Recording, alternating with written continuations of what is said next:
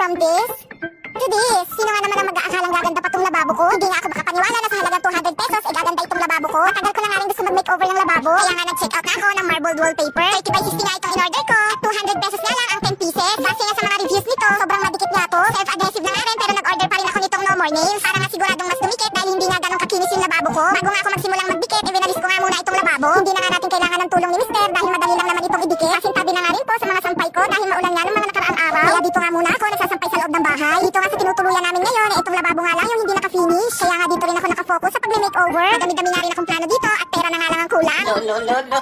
Gumagamit nga ako ng basahan para nga lapat na lapat yung pagkakadikit. Hindi ko nga rin alam na kailangan pala ng konting power sa pagdidikit nito.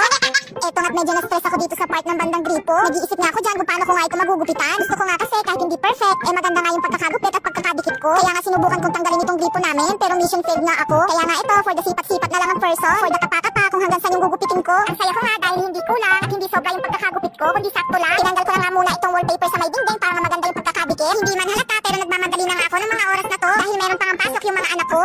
Medyo dinamihan ko nga yung paglagay ng no more nails dito dahil dito nga yung part na laging nababasa. Sa pagdidikit nga rin pala nito, ay kailangan nyo nga tignan yung design para nga maganda yung kalabasan. Dito nga sa part na to ay na-excite na ako. Dadalawa pa nga lang ito nadidikit ko pero tignan nyo naman kung gaano nakaganda. Dati nga ay nanonood lang ako sa mga vlogger na nagme-makeover ng kanilang kitchen. Pero hetop nagagawa ko na nga rin. Hindi man kasing ganda na ng kanila pero at least may nasimulan na. Sana nga matupad ko lahat ng pinaplano ko dito sa bahay at sana nga samahan nyo ako sa pagtupad no. O siya, kung gusto nyo nga rin ng mga ito para sa pagme-makeover ng inyong kitchen, ilalagay ko na nga lang ang link sa comment section.